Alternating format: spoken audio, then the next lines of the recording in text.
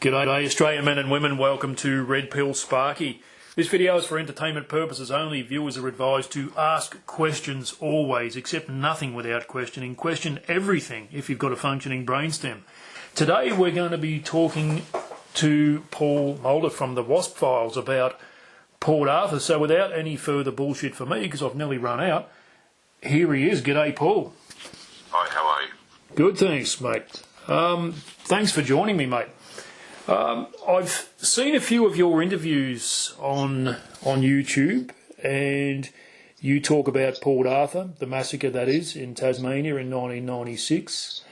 And I remember, I don't know how old you are, but I remember it vividly. I think everybody who was born, who was old enough to be around when it occurred, remembers where they were when they heard about it, and we certainly remember the popular news, mainstream news story that the narrative about it, how Martin Bryant did it, Martin Bryant shot so many people, this and that, and then, lo and behold, government, as always, has the answer, and in this particular case it was gun reform, making it more difficult to own firearms, or certainly certain types of firearms. But then I started to learn more about it. Real quick, if you have an industry or managed super fund, chances are you're donating 12% of your wages to a multi-trillion-dollar investment firm who invested on stuff that would make you fucking sick. I talked to Chris from jarnsuper.com.au about all that in another video. Why don't you have a yarn with Jarn? Details are in the description. Your own self-managed super fund could buy you an investment home, a block of land, or gold or silver. And if you ask for the Redpillsparky discount, you'll get 10% off their already competitive setup fees. The whole mainstream narrative around Port Arthur started to collapse like a fucking Chinese motorcycle. And, mate, when did you start to investigate it, Paul? My initial investigations began around 2016. I'm a filmmaker by trade, and I was shopping around for a project for a film, so I wanted to tackle something as a dramatised feature, and came and thought about the Port Arthur Massacre and thought, well, this was a major pivotal event in Australian history that had sweeping reforms for the country, and no one had really touched it from a cinema point of view, so I decided that I'd make a film about Port Arthur, and I released a press release just prior to the anniversary in that year, 2016, and I knew that if I released it after the anniversary that the press would ignore it, but because I did it beforehand, there was a flurry of activity where the press had jumped on it, and I was interviewed by Waleed Ali on the project in relation to it, and there was a lot of vitriol. The press were typically very disparaging of my intent to make a film about the Port Arthur Massacre. So I began to research, as all good writers should, and at the time all I knew was what everyone else had known, which was that Martin Bryant had gone down to Port Arthur and shot up the tourist site with high-powered semi-automatic rifles. But as I began to research, I started to have questions and find that there was very little information to resolve those questions, so it became very difficult to factually depict the massacre for the film that I intended to make.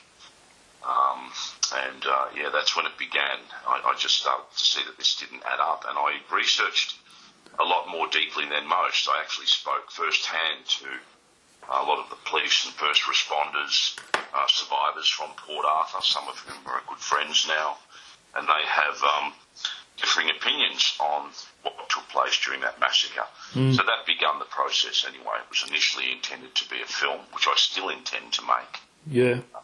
But then later on led to the WASP Files on YouTube. Yeah, it's interesting. I think if you certainly pursued making the film just following the mainstream narrative and just basically did it as a story based on that, without rocking the boat, without lifting up any stones, just being a good boy, and this is what happened, and this is what we're going to this is what you're allowed to tell. You probably would have got a lot of help from the mainstream media, but it's interesting there. How long's the embargo now? Is it 75 years, the media embargo on discussing it?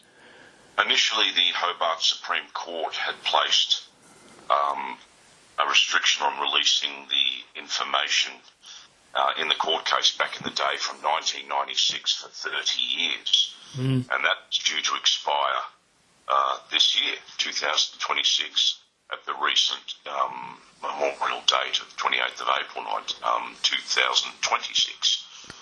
But I discovered around 2018 a video interview with a member from the Tasmanian Archives Heritage Office who was giving a conference, and they were speaking about how they had been chartered to get all of the information relating to the massacre, the digital or the videotapes, audio recordings, all the information, and digitise it and place it into the archives under the highest restrictive category, E75, Chief Commissioner's eyes only, for a further 75 years. Yeah, wow. So I was astounded. I thought, we've already had a 30-year embargo, and everyone, of course, would have been looking forward to this year, to the release of information, but they placed a further 75-year ban on the information. I have and there's a big difference between a theory and and something which has a lot of evidence. But I have a theory about why they've put an embargo on it, or a restriction. What is their official reason? Do they give one? I guess the only notion of, I've looked into the legalities of doing that. In essence, it comes down to the discretion of the powers that be, the police, for releasing information that they may deem to be of a sensitive nature. For instance, if there was a crime involving children, they may not wish to release the names and so on, and information that would then create that.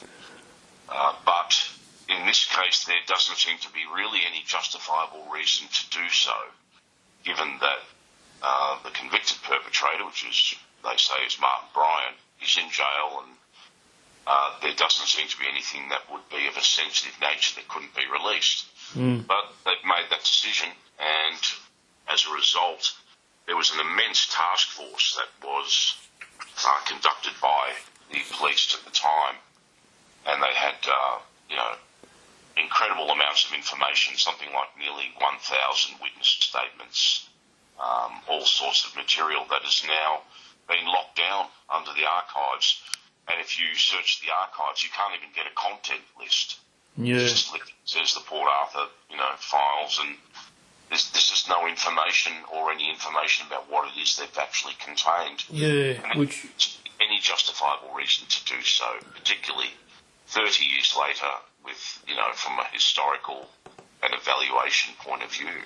Yeah. So that alone raises suspicions about why they would take such extreme actions. It surely does. I mean, it really reeks to me of a cover-up. How else would anybody reasonably see it? And to be the devil's advocate, and there are people who would think that you and I are full of shit, but their arguments are somewhat snowflakey when you start to dissect things, and it's a bit like the Wood Royal Commission. There was a media embargo on that, or it was the findings of that commission were suppressed, and their reason for giving that was that it would undermine the public's faith in the judiciary. Well, and in whatever MPs were caught in that. But it's the other thing with one of the myriad other things with the Port Arthur Massacre was the coronial, or the lack of coronial inquiry into it. I mean,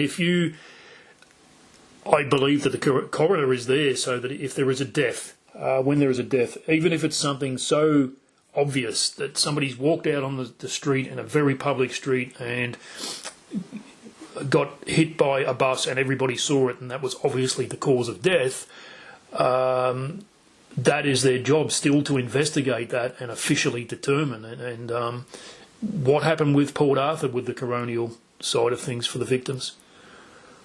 Well, yeah, on top of the fact that the information has been repressed for a grand total of 105 years, the case itself, which, it can't be understated, was at the time one of the biggest mass killings by a lone gunman in world history. Yeah. In the world. So it happened in Sleepy Little Tasmania as opposed to America. And this was a massive, major gun crime, and yet the case itself did not warrant an open trial, coronial inquest or a royal commission. So, of course, Albanese has been reluctant but was forced to open a royal commission into the Bondi shootings. But this massacre back in 1996 didn't have that luxury, if you like, and a coronial inquest was commenced by Coroner Ian Madison in 1996, but was ceased. And the reasons were given that he had written to the survivors saying that he could not continue his inquest into the Port Arthur Massacre, particularly if his findings were inconsistent with that of the Hobart Supreme Court, which they found was a very unusual statement, given that the Supreme Court had determined Martin Bryant's guilt. Yeah. So the coroner's findings were inconsistent with that finding. That would be the reason he would not continue the inquest. And you go, well, what does that mean if your findings are inconsistent? Yeah. So I've looked into the legality. I've been in essence challenging the legitimacy of the cessation of that coronial inquest with the Deputy Premier Guy Barnett in Tasmania and various bodies, and it seems that on the surface that they have not followed the correct procedure in relation to going through the processes to then justify closing that inquest down. But basically, with no open trial, no coronial inquest, no royal commission into one of the biggest massacres in Australian history, and then to basically suppress the information for 75 years on top of the 30, there is a distinct lack of evidence, information, and facts and details, and there is a plethora of unresolved questions, anomalies, and exculpatory evidence that hasn't been considered. Yeah, well, because it's exculpatory, but I reckon anyway. But there was an interesting thing. I heard it in a documentary, and a bloke posits that because a lot of people hear something that they think is a conspiracy theory, or the mainstream media says, no, that's a conspiracy theory, you're a sovereign citizen, you're an anti-vaxxer, whatever other labels they have ready to go for you. It's a witch hunt, basically. They consider it, they can just dismiss something as a conspiracy theory because it doesn't suit them. They're not comfortable with it. Well, this bloke on this documentary said, he goes, let's do a little word association. I'll say the word conspiracy. What do you say? Well, obviously everybody says theory. Well, a theory is a supposition. It is an hypothesis, right? But it's like talking about winning a raffle when you say there's a first prize is that car, and you imagine owning that car. Well, that's just a theory until you have a ticket. And then it's a possibility. But it's a scant possibility because there are thousands of tickets.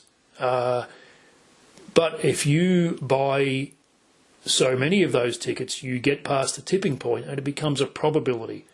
And I think with Port Arthur, the stuff that you don't hear on the mainstream media deliberately, Port Arthur and a lot of other things as well, I think we have a probability, and certainly if they're trying to suppress the any inquiry into it and say that you won't talk about this, you'll only parrot you'll only regurgitate the mainstream version of it, and if you're not allowed to do anything else for 105 years, that is just, that's fucking phenomenal, What's sorry mate, go on. Yep.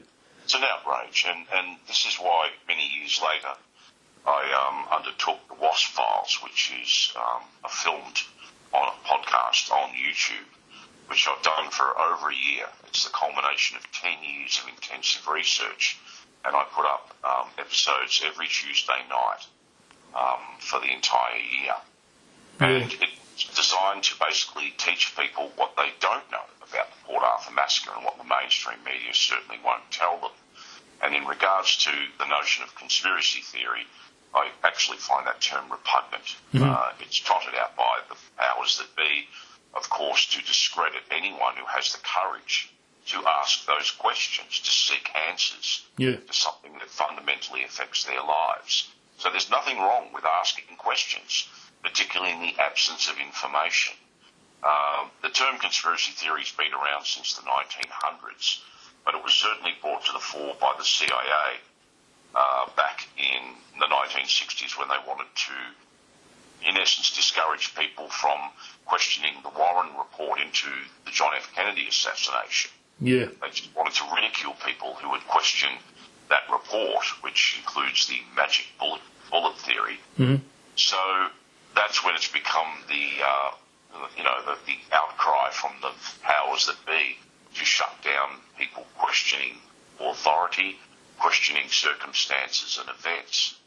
And I just find that term is just used along with tinfoil hat wearer and cooker to be just, a puerile attempt to just shut down people who have the enlightenment.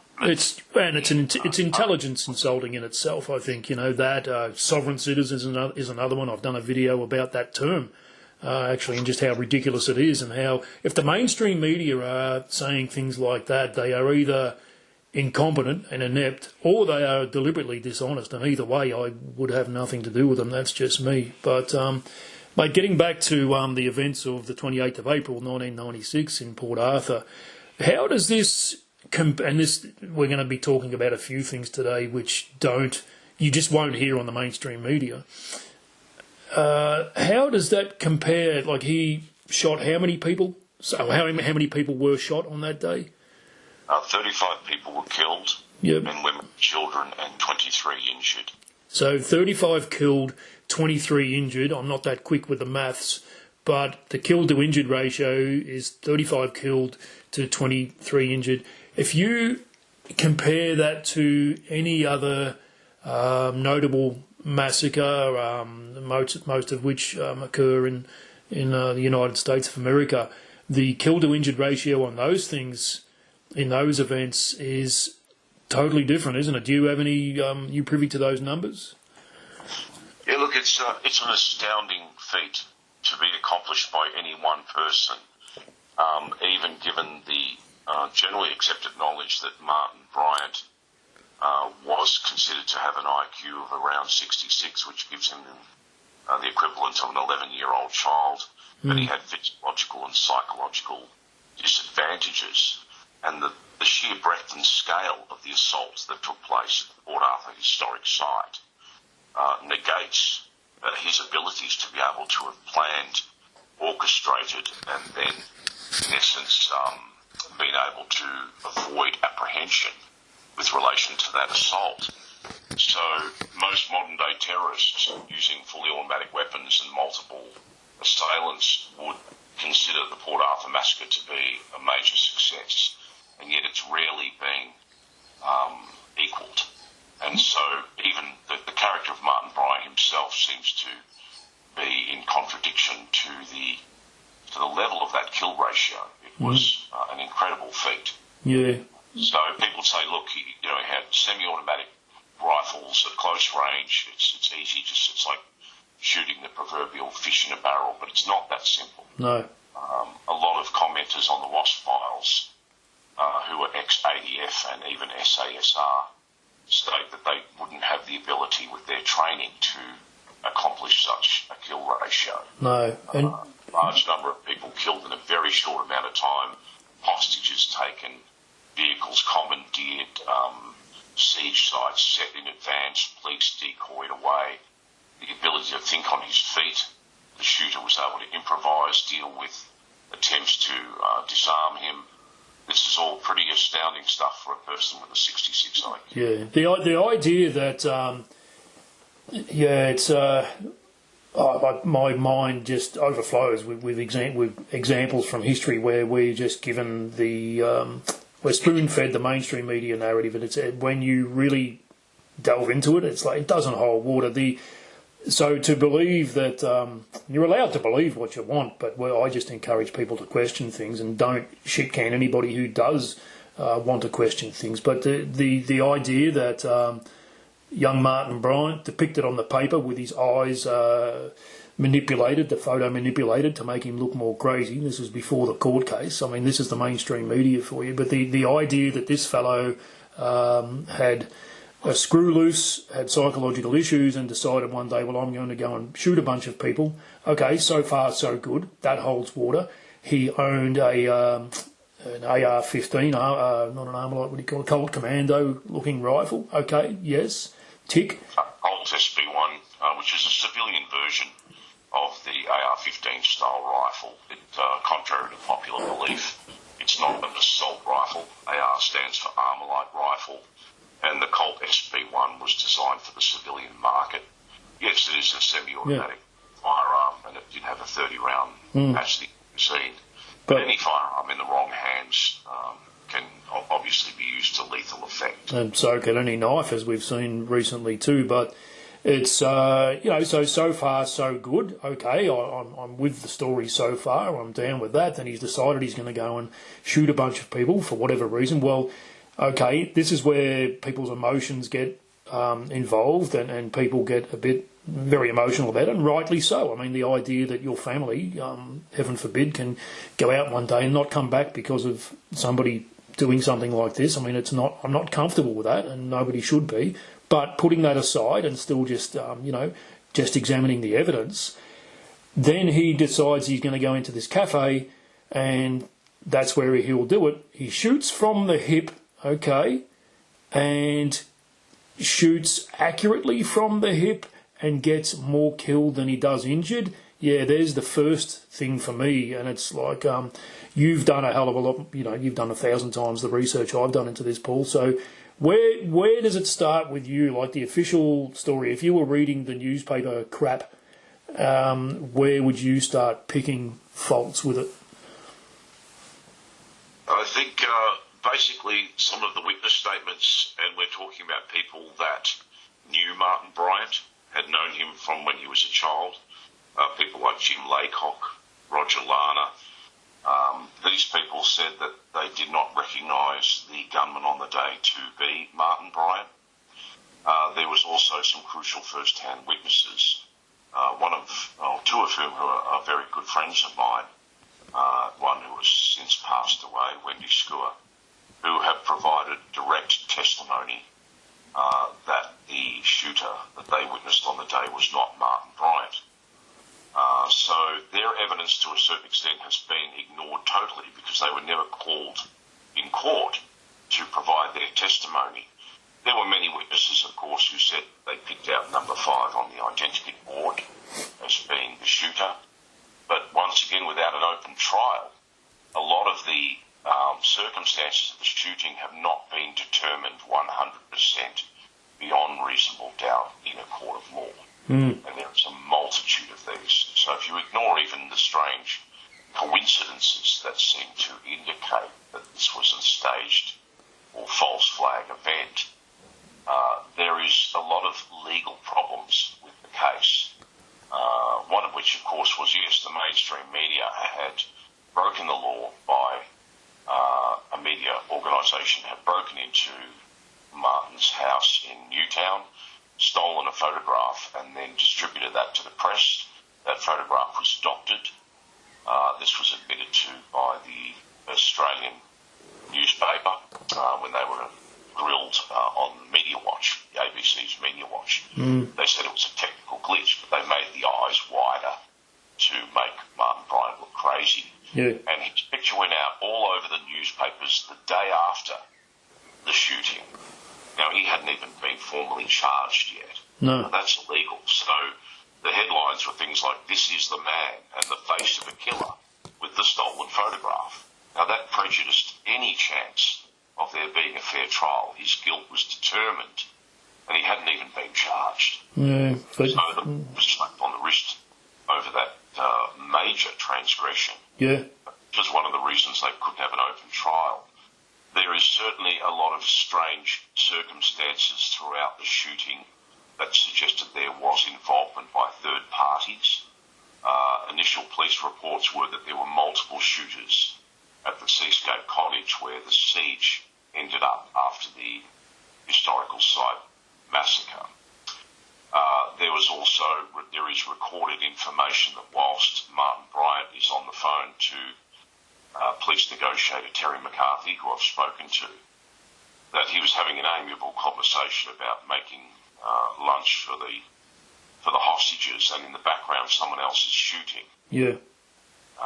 And that the police had transcribed this as being coughs. Yes, yeah. They were clearly identified as being semi-automatic rifle fire. Yeah, big bore at that. Yeah, I have heard that, and that's got to be the nastiest cough I've ever heard of since. Must be a new strain, perhaps. But yeah, look, the iceberg. There is so much.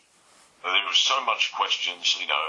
The two police officers who attended Seascape both had witnessed a naked, dark-haired person believed to be female running, screaming between the buildings. And this person has never been identified.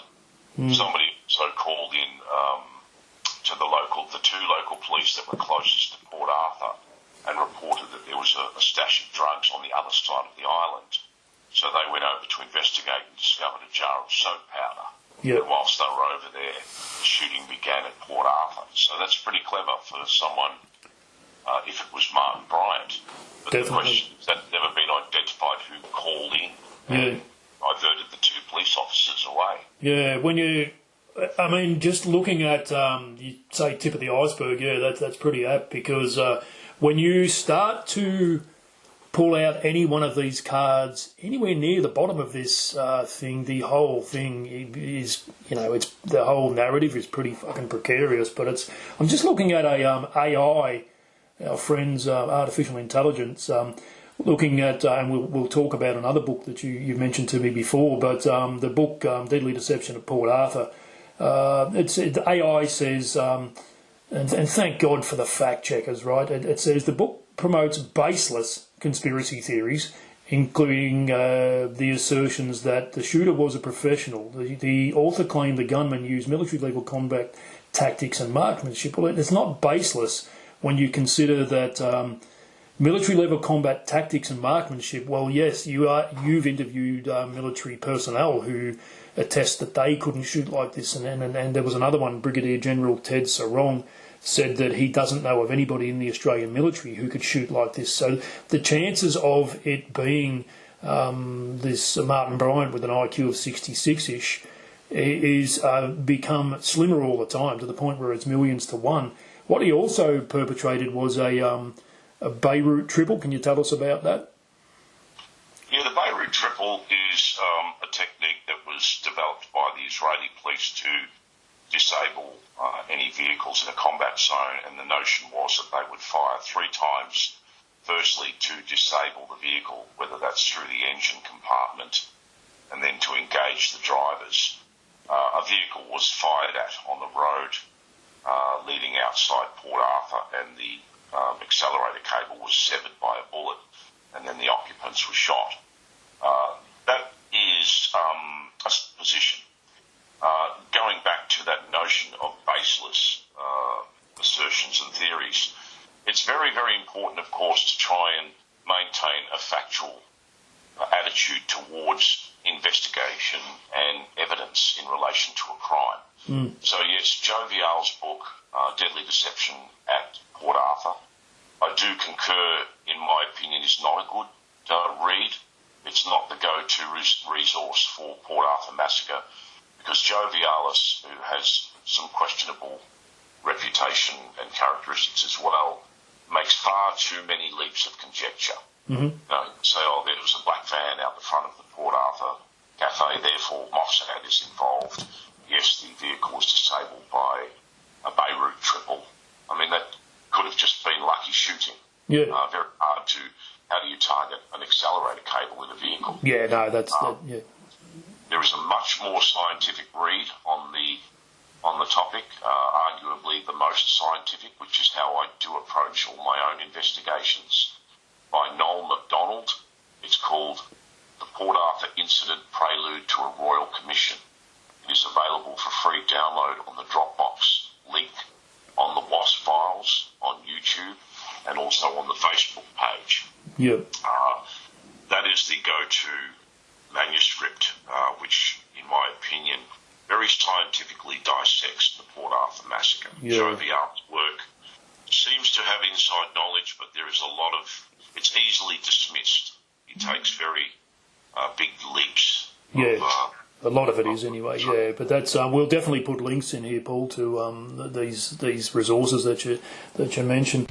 If you like what you see or hear on Redpillsparky and you want to help change the conversation, smash or turkey slap that subscribe button, or just actually press it. Let's be fucking sensible. Leave a comment, like, and share. Love your work. Thank you so much. Yeah, and it's as you say, it's very important to dissect things scientifically. Don't get emotional. What I was trying to highlight there was AI's use of superlatives. It says on here also, has unfortunately circulated for years with fringe internet forums. Well, you're not to tell me that AI isn't there to tell me that it's unfortunate. This is just being spoon-fed your opinions, So when it comes to the... Don't trust AI at all. No, I think it's summoning the freaking devil. People just think, AI said this, and it's proven to be inaccurate. Yeah, it theorises, but the same as the mainstream media. I don't believe it's their job to feed me my opinions and my emotions around something. And it's Tim Penhalierick on his channel. He does a very good job of showing what the mainstream media are up to when it's it's programming, and this has been around since Operation Mockingbird. But anyway, that's an aside. So yeah, dissecting it scientifically, it's not about if you like the facts, if they suit you, if they're convenient. Of course, you're going to get emotional that there were people, men, women, and kids who were shot, innocent men, women, and kids who were shot by somebody. That's natural. But what are some of the other main things that if this were investigated in a proper court of law, what main things would have come up if this were investigated by police who objectively scrutinised all the evidence? What would you have them look at? Well, I think some of the things are that the witnesses themselves would need to have been cross-examined, as would Martin Bryant. There is only one interview that was conducted with Martin Bryant that was recorded by video. This was by Inspectors Warren and Payne. That interview alone, we've only ever seen just little cherry-picked snippets of. We've never seen the entirety of that recorded interview. There are legal problems with it. At the beginning of the interview, Martin Bryant asks, shouldn't I have my lawyer present? And he's told, he knows. So this is a person supposedly with an IQ of 66 who was under a guardianship order by the Hobart Supreme Court in 1993, rendering him mentally incapable of handling his financial affairs. Yeah. It was interviewed by police without legal counsel present or without a guardian present. Yeah. There were technical problems with the interview, so it just kept cutting out, and multiple responses were inaudible. Even the police got up during it and said, look, we're having some problems with the recording. So that interview alone, the admissibility of that information is questionable. The forensics, I spoke to a member of the New South Wales Forensics Department who had, quote, crawled all over the Broad Arrow Cafe. So there was certainly a lot of forensics evidence that was collected. There were ballistics, fingerprints and so on, DNA on the food tray that the gunman had consumed prior to the shooting in the cafe. Mm. That information has been locked down. One of the problems was that there was a 6-hour gap between when the police arrived in force at the Port Arthur historic site, and people were trampling all over the crime scene. In some cases, souveniring cartridge cases. Fuck. The whole crime scene was compromised. Yeah. And this created some big legal headaches in relation to the prosecution of Martin Bryant. To be clear, the only thing that put Martin Bryant in prison for the rest of his life, and for consecutive life terms, was a supposed confession and then a guilty plea that was enabled in court at the pre-trial hearing. And that alone has a lot of problems with it. Martin Bryant's so-called defence lawyer, John Avery, who was anything but, in my opinion, rather than diligently defending his client, had gone to his mother and said, look, you've got to get Martin Bryant to change his plea to guilty. He's held it for 5 months, whilst kept mainly in solitary confinement in Brisbane prison. And so his mother, and she confessed this in her book, My Story, went with John Avery to the prison and said to Martin, unless you change your plea to guilty, you'll never see me or your sister Lindy again. Result, Martin changes his plea to guilty. Case closed, don't need to have a trial, and he's convicted and thrown in jail. I also have uncovered in my investigations on the WASP files and have credible evidence from multiple sources that the confession that Martin supposedly provided was tortured out of him deliberately under a protracted and sustained campaign of torture. And I don't mean, thumb screws.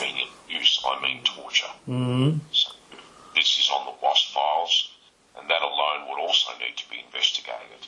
Yeah. So, look, there is a multitude of areas where there are questionable activities by the authorities and the judiciary in relation to prosecution of Martin Bryant. Yeah, and any of these things, this is, again, people need to put their prejudices aside and their emotions and stuff and look at this factually. And from a legal standpoint, it's not unusual for, this is Australia's biggest murder case, so that's a little bit, it's a lot different than a lot of things, but it's not unusual for even a murder case to be thrown out because evidence has been tainted, because things haven't been done properly. Police always need to dot their I's and cross their T's in pursuing prosecution of a perpetrator. And in this case, there have been that many. The ball has been dropped so many times. But it seems that this was if I didn't know any better, I would think that this is possibly a fait accompli, that he was just always meant to be found, and whether it's Martin Bryant or Joe Blow, it's kind of like that's arbitrary. We just need our patsy, we need our scapegoat, that's him, he's done, the public's happy. Now let's prevent this from ever happening again, because the mainstream media has programmed into people that fellow 2 doors down from you who happens to own a shotgun and goes clay target shooting every couple of weeks, or the other fellow who's got a 22 and goes and hunts rabbits or whatever, he's capable of doing this, so let's take everybody's guns off them, or as close to that as we can achieve. That's what it's starting to look like when you really turn a few stones over, eh? Well, a lot of people say, Port Arthur was done so that the government could bring in gun control and take away semi-automatic firearms, which John Howard did quite successfully after Port Arthur. I've always been a little more philosophical about it and said that anyone who studies history, and if you don't, you should, go back centuries, will know that false flag operations are carried out for some of the oldest motivators in the book. Power, money, influence and control. Correct, yeah. There's always somebody that would benefit from a tragedy. I think, I'm not sure who it was, a politician that said never let a good tragedy go to waste. But, if you go back to things like in World War II, the emerging Nazi party had created the Reichstag fire. Yep. So they could blame the communists and therefore begin a purging of communism from their fascist. Yeah, that was. So politics do exist. They are a reality. They are a fact.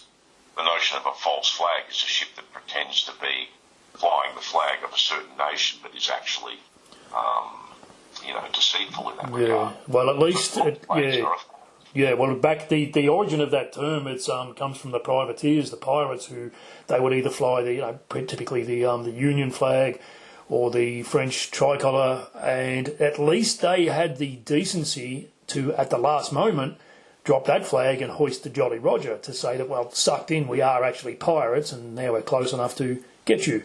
But you'll find that I do talk a bit about Admiralty law and stuff like that on my in my ramblings, but these people don't have the decency to raise their correct flag, and it's only later we find out that they were pirates all along. So I think in the last I know that in the last 3 or 4 years especially, and exponentially so, that people are losing trust in the mainstream media, and rightfully so. I think they've dug their own grave. So and the governments as well. I mean, just ask yourself: are our governments, are the world governments, paragons of transparency, truth, accountability? Do they have their best interest of their citizens at heart? I mean, just look where Australia is at the moment, and the slippery path we've gone down, where some of our basic rights, freedom of speech, freedom of movement, have been stripped away. Yeah. We're supposedly the lucky country, a democracy. And around the world, you just have to look up the statistics of governments and dictatorships that have firstly disarmed their civilian populations and then murdered them in their millions. It never augurs well, and that usually precipitates a, if not immediately, but relatively immediately anyway, it precipitates something bad happening where they disarm the public. A just government doesn't fear an armed public, and to disarm people, to divide people.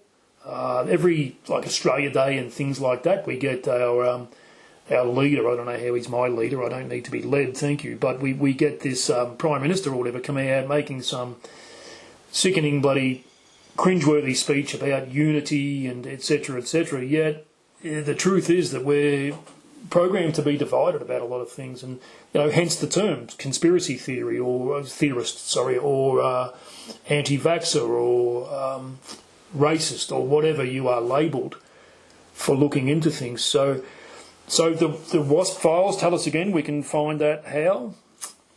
It's on YouTube, and I also have a Facebook page, which is the WASP, the Port Arthur Massacre, which also has links to the YouTube site. Yep. And there's plenty of information there. I back up a lot of the material with witness statements and information of an audio and visual nature that certainly suggests that there is a greater agenda at play there. It is done very scientifically, and also all I do is I'm there to educate you and provide the information. You can make your own minds up about things, but I do implore people to do your research. Yeah. Don't just dismiss things, and certainly don't just accept what the media and the government tell you on face value. The media work in lockstep with the government. That's the way they function. They basically, in essence, they control the narrative, yes, so that they can then dictate public policy. And people have lost faith in the mainstream media, which is why a lot of independent voices are rising on social media and so on that seem to have a lot more pull, because they're willing to go there, they're willing to ask the hard questions. But you're going to get the people that just say, no, I'll just listen to Ray Martin and, just believe what the government tells me. The Hegelian dialectic, which is problem, reaction, solution, is generally known as, it's an agenda whereby a problem is created and then you get a reaction from the general public, and then the government wisely and benevolently steps in and says, well, we have the solution, we'll do this, we'll ban guns. It'll cost you, but don't worry, we got you. Don't worry, we got this. People are compliant with their governments, so the Hegelian dialectic deals with that notion that governments manipulate their civilian populations using the media and false narratives to be able to affect agendas that, in essence, suit them. Yeah. And once again, that's power, money, influence and control. Yeah, that's so right. Yeah. Any major event, you will see, even things like 9/11, that there are people that benefit from, affecting the kind of controls that you've never seen before, unprecedented surveillance of the population, seizing offshore funding, military action on the basis of a terrorist attack. Bondi itself is yet another example of how the government have sidestepped the tricky notion of radical Islamic terrorism on Australian soil and suddenly started to target political opposition. So the anti-hate speech bill that was brought in after Port Arthur, there was a lot of mention of far-right extremism and, of course, law-abiding shooters in the sites, but virtually no mention of radical Islamic terrorism, which on the surface appears to be the cause of the Bondi shootings. And yes, they're trying to once again snatch the guns, and it's actually backfired. So there's only two states, New South Wales and Western Australia, that have gone along with that draconian and unjustified reform of firearm laws, whereas all the other states have said, no, we're not going to do this because terrorism is the issue. Criminal use of firearms is the issue, not the law-abiding firearm owner. Yeah, 100%. And for anyone who, look, if I don't get stuck into people for having their views. All I ask is that people, and I've said this in another interview with somebody else, it's like, would it hurt you to take everything off the table, as it were, and put back only what is there? Just examine things, examine your beliefs. Don't get emotional about it. But if you dislike guns for whatever reason, probably because you've been programmed or whatever, okay, that's fine. But to say that because, my dad is a good example. He hasn't got that many now, but he would always have a whole cupboard full of firearms. We were raised with gun safety, and we would often be out shooting. And he did magazine articles, book articles and things about firearms. He's an aficionado. But to say that he is equipped to be, the next massacre perpetuator is like saying your mother is equipped to be a prostitute. But is she? It's really none of the arguments that are peddled by the opinions that are peddled and programmed into people by the mainstream really hold water. If you take the emotion out of it and the prejudice out of it and look at the numbers, then yeah, they don't. And yeah, illegal gun ownership. If guns are outlawed, only outlaws will have guns. Plain and simple. Look what's happening in South Wales of late. There's been a spate of broad daylight drive-by shootings by individuals as young as 18 using AK-47s and banned SKS semi-automatic rifles. And you go, well, hang on, didn't they get the memo that they were banned back in 1996? They're using, in essence, military-grade firearms that any law-abiding shooter would not be able to get a licence for. So criminals are out there blasting away in Sydney with AK-47s. And, not to get too caught up in the gun control issue, but the bottom line is that law-abiding firearm owners are not the problem. They are the target by irrelevant and incompetent and, in some cases, duplicitous governments to disarm the population. Yeah. And, some of the facts and the statistics were that prior to Port Arthur, gun homicides were on the decline. And here's another little statistic which I just have to go on about, is that there is an estimated 4 million registered firearms in Australia. And the media hysterically cry that up anywhere between 250,000 and 1 million unregistered illegal firearms as well. So you go, oh, wow, that's 5 million firearms in a population of 28 million. That's a lot of guns. And then you ask the question, well, really the salient question is, why aren't we being shot in droves? With all these guns out there, should our murder rate be higher? The murder rate, the homicide rate in 2023, I believe, was 47. And of those, I believe, only 26 were firearm related, and they were all criminal in nature. And, it's just the statistics don't add up to the fact that gun control reduces gun crime. Yeah. Maybe those people with the AK-47s, maybe they might have got the memo, but they just couldn't quite fit them in the slot of one of those $200,000 machete bins. So that's why they've still got them. In relation to that in Victoria, which is astounding, is that the Victorian government actually paid $36,000 to buy machetes and have them transported to Sydney so they could film anti-machete promotions. I couldn't believe that. They spent nearly $30,000 buying machetes so they could do as props for a film. And then, of course, spend $13 million on these bins where the things wouldn't even fit through the slot. A total abject failure and hypocrisy by the Allen government. And, of course, here in Victoria, people are hacking other people to death in broad daylight in malls where your children and your parents could be shopping. Yeah. They're brawling with machetes in broad daylight. Yeah. I think, the whole I often talk about the whole idea of government and what it means, and et cetera, but even if you do subscribe to the whole, the government is by the people for the people thing, and sometimes they drop the ball because it's being run by humans, and humans are somewhat fallible, mate. Anybody who can look at what's going on with the way, the machete bins, as you say, spending 30 grand on what they're trying to fucking ban to make a video about what they're trying to ban.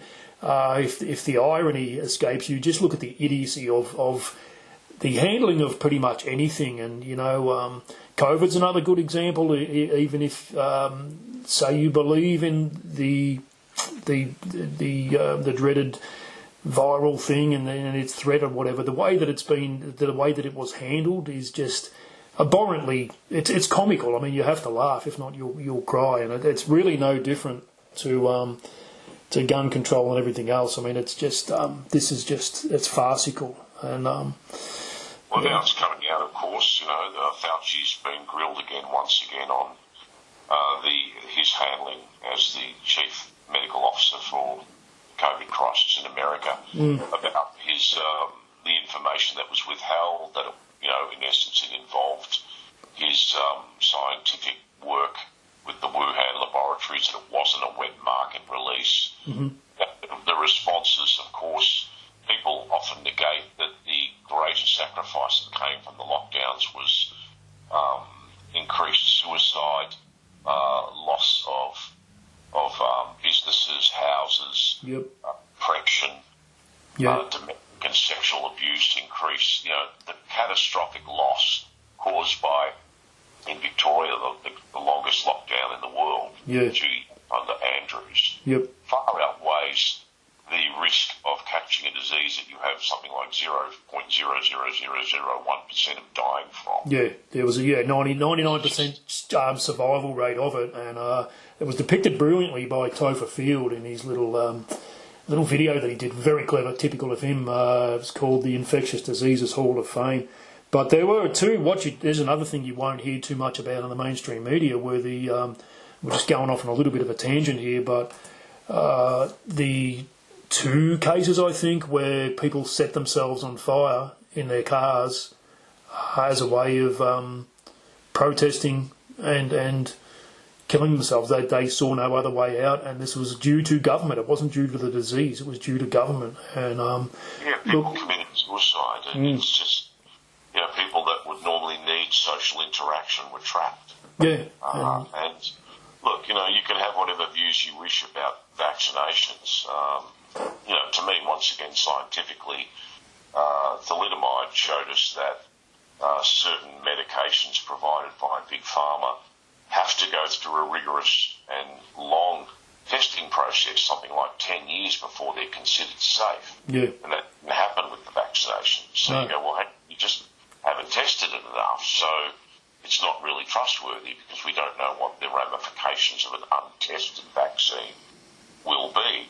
And, of course, we are seeing strong enough evidence to suggest a detrimental aspect to those vaccines. Yeah. Well, so once, it fits in with the whole agenda, in my opinion, and it is only my opinion, that the government affects fear, control, fear, control. Now you're hearing, there's a diphtheria outbreak. Now we've got the H5 bird virus outbreak. Monkeypox. I mean, give me a break. They trot stuff out to get people, frightened, and then go in there to try and control the situation. People need to wake up. They need to question authority. They need to do their research. They need to understand that their basic rights should be enforced by a civilian form of dissent. Hey, you. The Light Australia is the uncensored truth.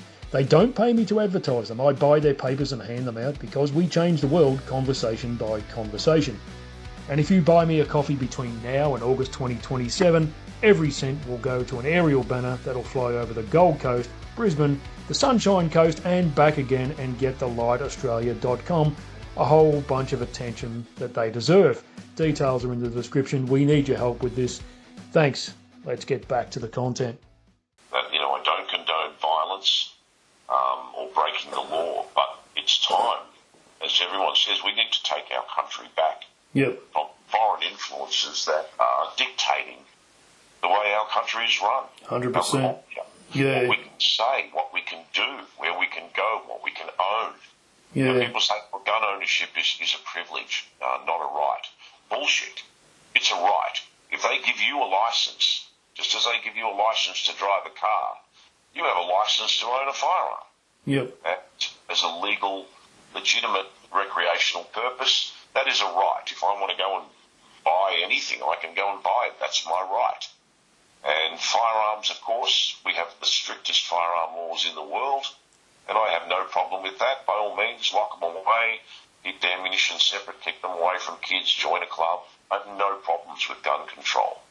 This irrational knee-jerk reaction to banning things because, we've got to try and do the right thing is just, Yeah, and when it comes to rights, it's also, people might go, but I'm not interested in owning firearms, so I couldn't give a fuck. Like, let them do what they want to gun owners. Well, that's the slippery slope, and it's you mentioned the Third Reich before. There was somebody from that period, I forget his name, but he famously talked about first they came for these people, and I did nothing. And then they came for these people, and I did nothing. Then they seen that edit, and then he said then they came for the Jews, and I did nothing about it. And then they came for me, and there was nobody left to do anything about it. And it's like, okay, you might not be interested in owning a firearm or using them. That's fine. But what will it be next? What are they going to do next? Because, and just keep an eye on, don't believe the mainstream media. I don't recommend you believe it, and I don't recommend that you fall for their emotive, their superlatives and their programming things. They'll tell you something is chilling. I don't need to be told something's chilling. I'll read the story and I'll react to it emotionally how I see fit. But this is what they do. So keep a close eye on that. You work out how they work, and then you will no longer fall for their crap. But I think people need to wake up to their own power. And I know that most people just go, I've got my little constructed world. I don't want to know what's outside of that. I'm happy here. I'm not going to question anything. But they find out very quickly that once you slip between the cracks, that then they find out how the ordinary everyday person can have that certainty stripped away from them, and they can have their rights totally crushed. Then it's too late for them to stand up and say, hey, this is injustice. Yeah, it happens all the time on many fronts, particularly Australia. Too right. A very corrupt nation, and unfortunately, particularly with a lot of my investigations related to Port Arthur, into our basic human rights, I was astounded to find out that we have very little human rights in this country. Particularly if you're incarcerated or if you slip between the cracks, you've got all these bodies, the ombudsman and the department for this and that, and they're toothless tigers. They can't help you. So I've always said people have to self-empower. Don't trust your government. Look after yourself. Know what's going on. I've always said one of my favourite sayings is, don't be the last man standing at Kabul airport. Oh, don't worry, the Americans will send the planes in and fly us out before the Taliban gets here. And then people are clinging to the undercarriage of the plane as it takes off and falling to their deaths. No one is going to save you but you. Yeah. The authorities won't save you. Your government won't look after you. When it hits the fan, you have to be able to rely on yourself. For that you need resilience, steel, and your own resources. Yeah. Well, you mentioned you don't condone violence. Neither do I. I'm certain neither of us are here to tell people to bloody do anything, violent. But there's a notion I've been looking at recently, and it's something that I've only just started to listen to. Certain women in my life, in particular, have talked about this, and it's one thing is to actively oppose and combat legally the current system, and another is to build your own system beside it, build a parallel system, and the other thing will collapse, and that's an interesting thing to look at. But I'll tell you something that I've got two of my sons are around the 20-year-old mark, and they tell me that amongst their peers, the Port Arthur is one of the things, and certainly a few other things which have been. There's been an attempt to denounce them and dismiss them as conspiracy theories. That's becoming They're becoming very popular topics of discussion. So people are waking up. People have had enough, and people are talking about things which were up until very recently taboo. And I think that's great. I think it's essential. Particularly with AI and, just the proliferation of social media, it's very hard to know what's truthful now. You don't know what to believe, you don't know what you're seeing, whether it's being created or not. That leaves you in a very tricky spot to say, well, who do I trust? Do I trust what I've seen online? Do I trust the government? Ultimately, I think you've just got to try and discern as much as possible from a scientific and factual point of view, the reality of your world and the circumstances around that. But ultimately, it's your own self-empowerment and reasoning that can achieve that. If you rely on people to give you the truth is subjective. It's very difficult. But ultimately, what we really should be pursuing on all fronts vigorously is freedom. Our freedoms that we take for granted in the West. Freedoms to be able to say what we wish, to make decisions about ourselves and to defend ourselves as well. There's nothing wrong with a justified use of violence, as we've seen with that elderly couple that were virtually almost slashed to death before the husband had to resort to his firearm to defend his life and that of his wife. Now, that is a justifiable use of force. There's been a lot of debate about home invasions and the rights of victims as opposed to the rights afforded to criminals. And this has to be a discussion that is essential to our safety. Victoria's crime rate is out of control. What rights do we have to defend ourselves in our own homes or in our cars, our children on the streets? Yeah. You go to a supermarket. I've been doing frontline security for 30 years. I was at a Woolworths and I had an assailant pull a butcher knife on me. And this was at a supermarket where you could have been shopping. Called the police, they had the person arrested, and they were out the next day and hanging around the car park. So these are questions that shouldn't even raise any level of outrage, other than this is a legitimate question. Why? Why are we victims in our own country? Why do we let people in to this country or in other countries around the world that think it's normal to decapitate someone in the street? I applaud Ireland and England for raising up against this unprecedented invasion, and that's what it is, by people that should have been vetted, should never be in those countries in the first place. No. It's horrific crimes. Yeah, I think what we're seeing around the world, and we're only seeing a snippet of it if you're watching the mainstream, we're seeing that people have had a gutsful of government policy. We're seeing that people are starting to realise that government is not on our side. If your government is a business and it has business partners and it is doing things for business reasons and seeing you as a sheep on a revenue farm, then really they're not your friend. You talk about rights. Yeah, you have rights, and I think a lot of us are tricked into relinquishing our rights when we, and this is a subject for another video, but when we talk about terms like the birth certificate and the term person and all that sort of thing, like sucked in. But people are starting to get it, and people have had enough, and this is why things like the Port Arthur Massacre are becoming more and more popular topics of investigation and discussion. Signposts. They're signposts to the decline of the freedoms that we have cherished for so long. There's many of these situations that are arising, and to get a little philosophical about this, we are all looking in the wrong direction, in my opinion. All of this division is engineered deliberately by very high, powerful forces, whether you want to call them the globalists, the architects of the world, like the World Economic Forum, Charles Schwab, George Soros, Bill Gates, all of those people, those power moguls who are trying to create, in essence, a new world order, which is not a conspiracy theorist. People talk about the Great Reset.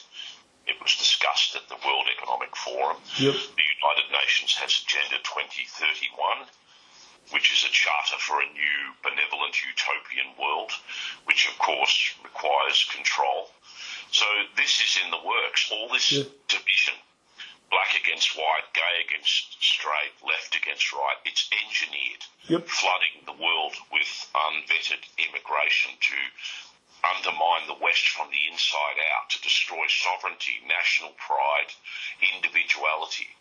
It's the agenda of very powerful forces to create a new world order where there is a one world government and we're all just controlled. Yeah, that's what we've got to look at. Yeah, well, that's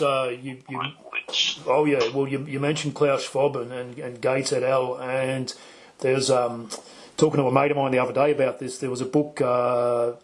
Behold a Pale Horse by a fellow Cooper, used to be CIA employee. Yes, very good book, written in the 80s, but it's still timely, or was it 1990s, but still timely. And his opposite number was a fellow named Yuri Bezmenov, and he worked for the KGB, of course, but I think he defected. But both of them give pretty much parallel accounts, just with different accents, about the agenda and how it works. And it's the dissolution of the family unit so that things like divorce become more prevalent.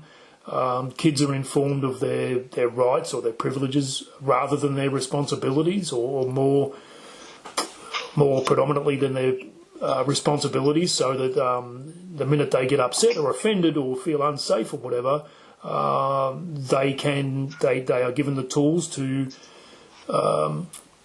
jump to the state and jump straight onto the state teat, and effectively it turns people into wards of the state.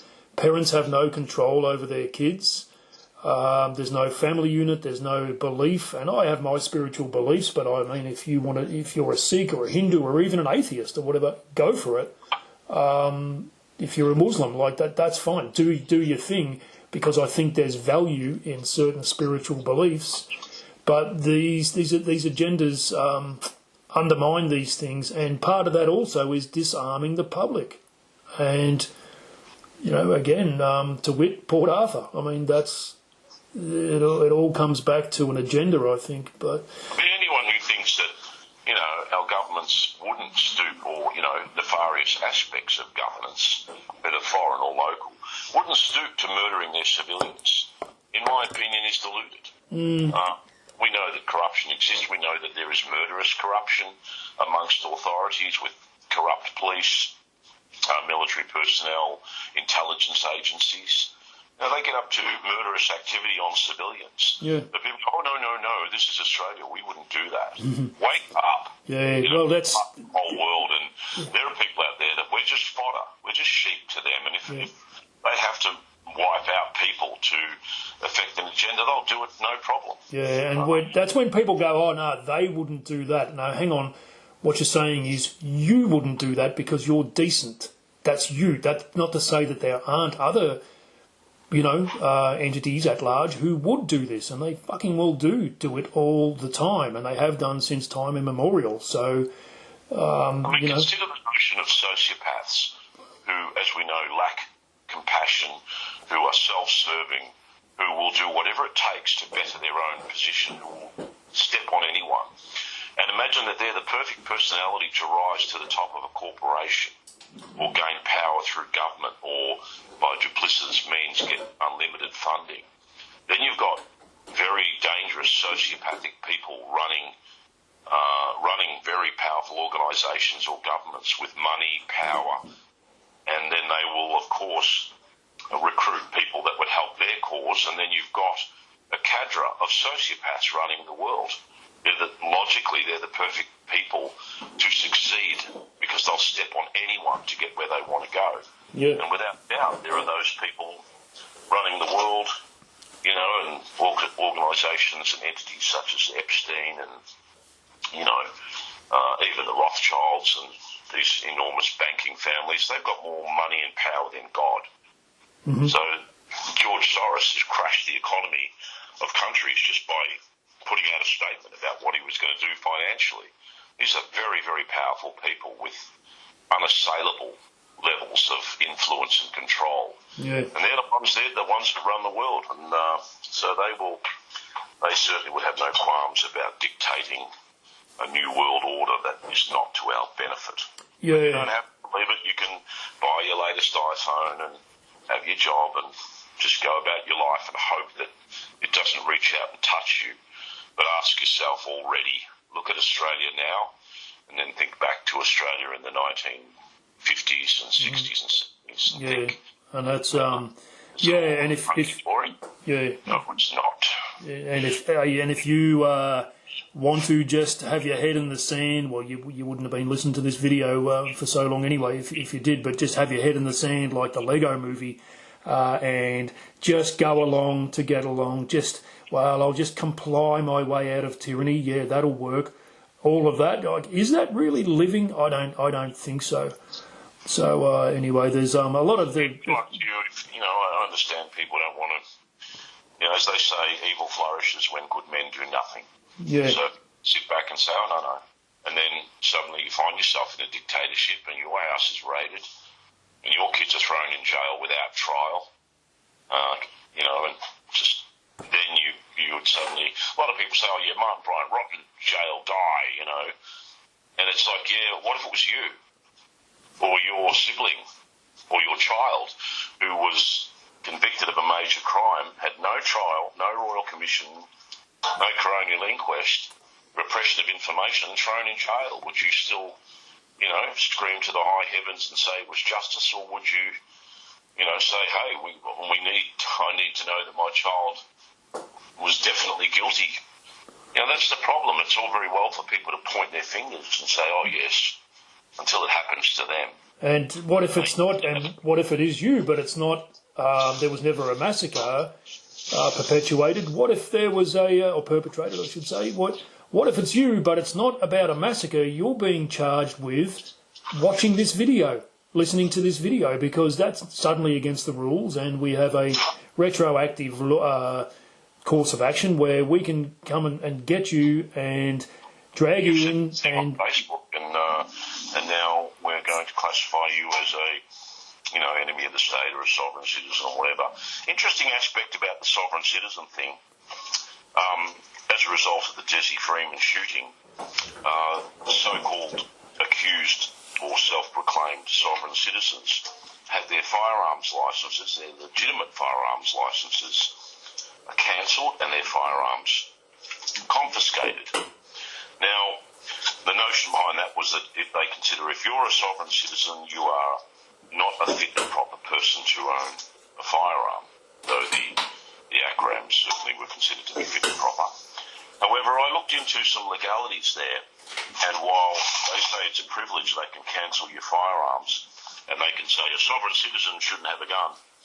It is against the law to discriminate against anybody on the basis of a religious or political belief. That is clearly against the law. So if you say, look, I've complied, I got my license, and I can own a gun, my political belief is this: I believe in sovereign citizens.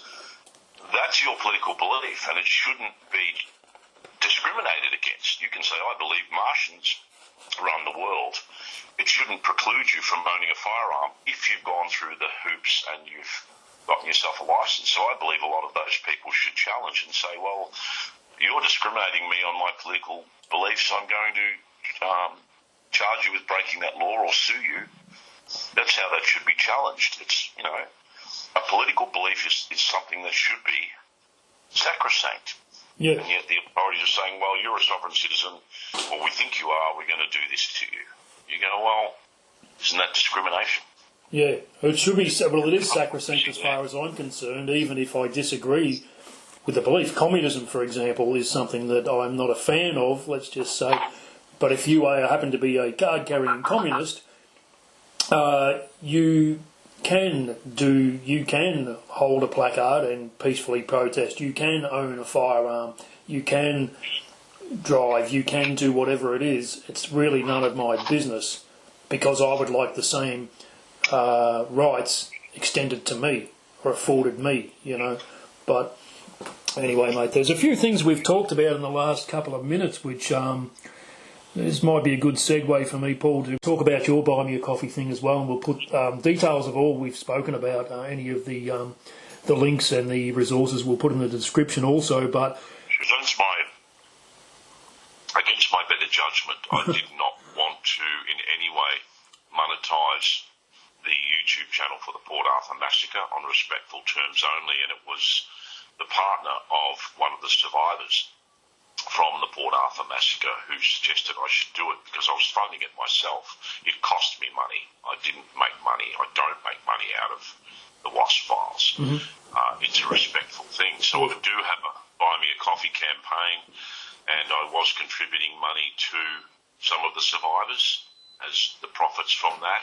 There's been very little, but yeah, look, it's a fine line. We're trying to get a message across. It does cost money, but I am very uncomfortable with in any way profiteering from this kind of activity. No, well, I wouldn't consider it profiteering if you're putting the money to a good cause. You're not actually buying coffee with it, and you're not you're not going on holidays with it. So if that money's been put to the cause of shining a brighter spotlight on Port Arthur and what we're not being told by the mainstream, I think that's a good thing, mate. And it helps me continue the message. It's very heartening to me that so many people have responded, that it's had many views, the channel. And one of the best things I get on the comments is when people say, I didn't know that. And I'm like, great, now you do. Yeah. It's about education. I can only stress enough, everyone out there, you are the engineers of your own enlightenment, of your own power, of your own knowledge, but do your research. Yes. Dig deep, ask questions. As soon as someone says, this is good for you, do it, go, well, hang on a second. Put your own reasoning caps on, and don't demonise people that have the courage to do so. Ask questions. There is nothing wrong with asking questions, and certainly holding our governments to account. Yeah. That's our job. We elected these people, and they're fucking it up. Yeah. So, yeah, it's not, and it's say we're not happy with this. So this goes for everyone out there. Believe what you will. Belief is a powerful thing, but belief should stem from a knowledge base, not from emotional rhetoric or hysteria. Yeah, correct, mate. I think we've got details in the description, and we'll float a few things around on the screen as well, mate. I really implore people to, for the 50th time, question everything, always, anyway, and definitely have a look at the WASP files and do your own research, make up your own mind. Don't have your beliefs spoon-fed to you by a mainstream media, which, if you follow the money, probably doesn't have your best interests at heart. I say probably, like gravity's probably a thing too. Anyway, mate, thank you so much for your time, Paul, and thanks for being on Red Pill Sparky, mate. Pleasure. Thank you. All right.